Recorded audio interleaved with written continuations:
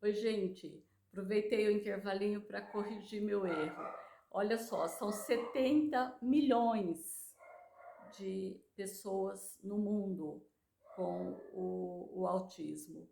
E a soma da AIDS, diabetes e câncer é menor, o número de pessoas com essas doenças é menor do que o de pessoas com a condição autista. Então, só para a gente entender que não é tão pequeno assim, são 2 milhões de brasileiros, considerando a forma com que se faz as estatísticas em outros países, ok? Por que, que tem tido mais visibilidade? Porque temos tido mais informação e isso é muito, muito, muito importante para todas as situações de saúde, principalmente mental, que é tão desvalorizada no nosso país. No nosso país não, gente, também não é só no nosso país não. Mas isso eu só queria comentar com vocês. Outra coisa que eu falei que eu não sabia se é o autismo de alta performance, ou de alto funcionamento, ou de alta qualificação em uma habilidade. Exemplo, o Lionel Messi, o jogador de futebol. É, que tem a dificuldade de uma interação social, evidente, gente que está trabalhado em psicoterapia há anos, então hoje mostra uma habilidade melhor, né, na fala, mas tem essa característica de ser excelente em alguma atividade que se propõe a fazer ou que se interessa, que gosta. Uma única atividade, por exemplo, mas tem essa excelência de habilidade para de lidar, né? Então, por exemplo, eu não sei Van Gogh, por exemplo, porque não tinha diagnóstico, mas se você pensar naquela obsessão pela pintura e na excelência que demonstra depois na realização do trabalho.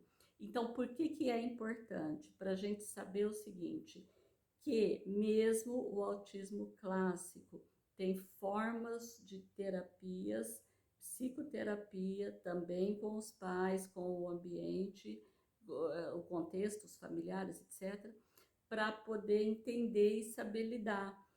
Para quê? Para facilitar a vida das pessoas, para desenvolver as potencialidades, né? Melhorar a qualidade de habitabilidade no mundo. Então, isso é muito importante. Outra coisa que eu queria dizer para vocês, a questão da dificuldade social, e que eu fiquei, mas é coisa minha, zeliniana, igual eu brinco com vocês. Fiquei pensando que interessante de ser nos homens, porque socialmente os homens têm mesmo mais dificuldade de fala, né, do uso, não que falem pouco, não é isso, mas todo mundo, a gente sempre fala, a mulher fala mais do que o homem. A interação social, as habilidades, múltiplas tarefas, o homem ele já tem de fato um comportamento um pouco mais retraído, uma dificuldade maior ou total de exercer duas, três tarefas ao mesmo tempo, né?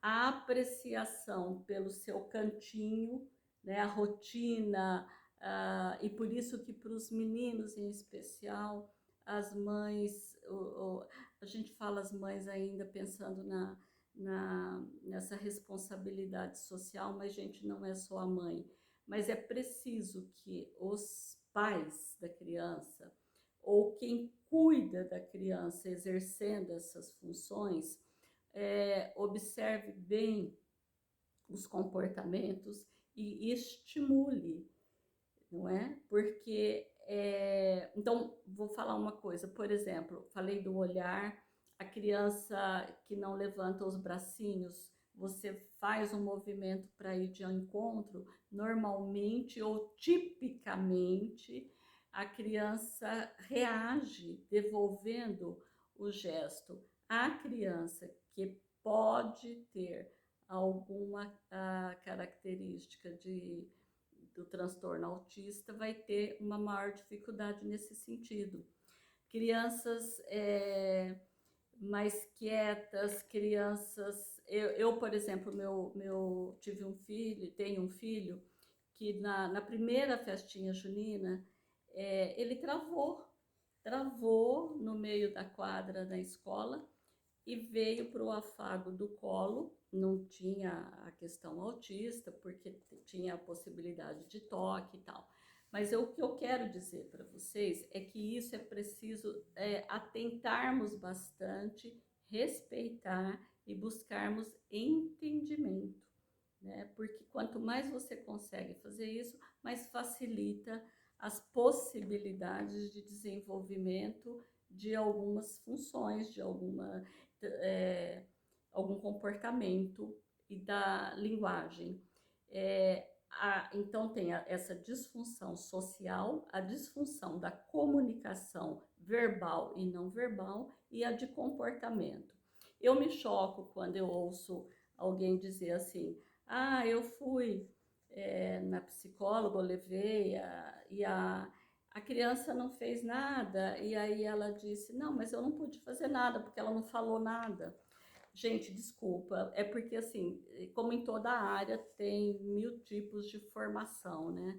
Mas o comportamento não verbal, ele é falante, ele é significante. Então é preciso que os profissionais entendam isso e nunca digam isso para um pai ou para uma mãe. Eu atendi uma adolescente, 17 anos, que mostrou bastante alteração com as mudanças de cidade, de escolas. E ela chegava na sessão, no início ela ficava na sala de espera, foram meses encolhida num cantinho da sala de espera.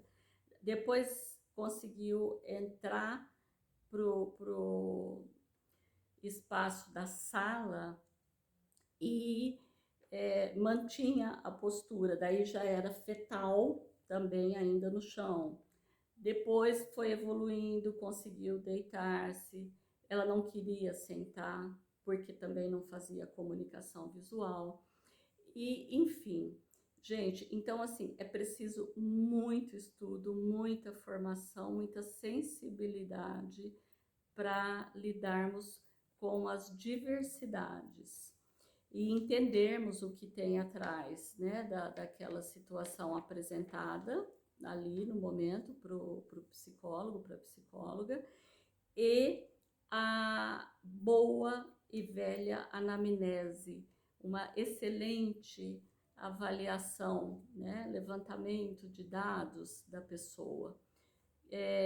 Tanto que está em moda agora, e aí de novo essa coisa performática, né, de funcionar, como ficou mais conhecido também o autismo, vem ao conhecimento de todo mundo também o uso da abordagem ABA, que é uma avaliação científica, né, de comportamento, que a psicologia utiliza em várias possibilidades e tem sido muito usado no tratamento da pessoa autista.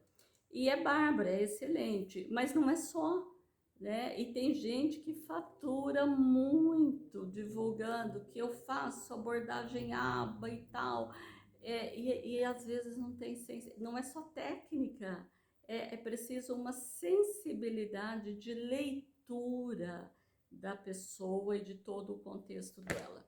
Eu falo demais, o meu laudo autista nessa característica, essa face não tem. Outra coisa é espectro, que significa gama, tá? Variação de tipos, ok? Isso é muito importante também. Vamos lá, gente. Uma série que eu não assisti ainda, que eu não conhecia, Atypical. É, pelo que eu fui informada, excelente. Um documentário que eu também ainda não vi, Autismo, o Mundo Neurodiverso.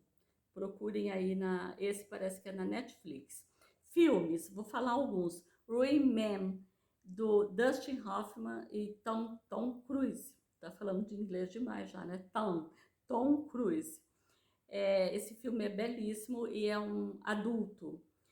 Código para o Inferno, com o Bruce Willis, que também está aí nas manchetes esses dias. O Contador, com Ben Affleck. Tudo que eu quero, de 2018, esse filme de uma adolescente mulher, menina, autista. Tão forte e tão perto. É um filme de 2012 de um menino que o pai trabalhava nas Torres Gêmeas e assistam. Farol das Orcas, um time especial, Arthur e o Infinito. São alguns dos filmes que eu fui elencando aqui para dividir com vocês. Beijo!